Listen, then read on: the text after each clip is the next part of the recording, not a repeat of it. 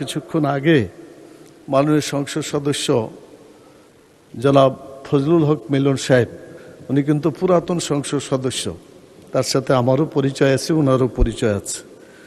এই সংসদে কথা বলার যে বিধানগুলো আছে, আমি এক নম্বরে আপনার কাছে বিনীত আরজ করব, আপনি যদি দেখেন কারো কথার মধ্যে অসংসদীয় কথা এসে যায়, অভিভাবক হিসাবে আপনি সেটাকে এক্সপান্ড করে দিলে আর কাউকে ধরতে হয় না। মাননীয় স্পিকার, আমাদের পক্ষ থেকেও হইতে পারে অথবা সরকারি ট্রেজারি বেঞ্চ থেকেও হইতে পারে। আপনি এই অভিভাবকের দায়িত্ব পালন করবেন আমি আশা করি।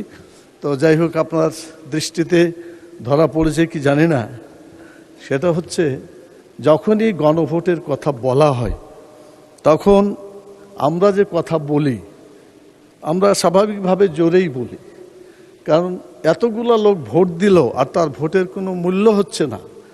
এটার জন্য যেটা জনগণ চাইছে সেটা হচ্ছে না, তখন স্বাভাবিকভাবে আমরা জনগণের দাবির পক্ষে কথা বলবই, কথা বলছি, আরও জোরে বলবো। কিন্তু যদি এটাকে কেউ চিৎকার বলে চিন্তা করে থাকেন, আমি বলবো তিনি ভুল বলেছেন। জনগণের কণ্ঠস্বরের সাথে আমরা যদি কণ্ঠস্বর মিলাই, এটা চিৎকার নয়, এটা জনগণের প্রাণের দাবি এবং এটা তাদের আদায় করেই ছাড়বে ইনশাআল্লাহ। ধন্যবাদ মাননীয় সদস্য।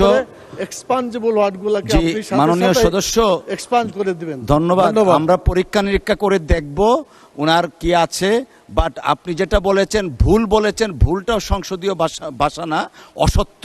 তো এই ভুলটা আপনার যে প্রস্তাবনা এক্সপান্স করার, আপনার প্রস্তাবনার মধ্যে এক্সপান্স করা হবে, আর ওনারটাও আমরা দেখব, কারণ তিনি ভুল বলেছেন, that is not the way issued, মানে এটা অসত্য বলেছেন হবে। ধন্যবাদ।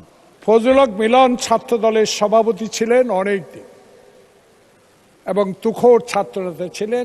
আন্দোলন সংগ্রামে তার অবদান আমরা যারা এখানে নতুন সদস্য আছি তারা আমার চেয়ে অনেক বেশি জানে। কিন্তু দুঃখ, আমি ওনার বক্তব্য সকল বিষয়ে শুনেছি। উনি ওনারা বলেছেন জুলাই, আমরা বলেছি জুলাই সনদ অক্ষরে অক্ষরে বাস্তবায়ন করব। আমার পাশে আছেন মাননীয় আইনমন্ত্রী, আর ওনারা জুলাই আদর্শ, ডিফারেন্স এইটুকু।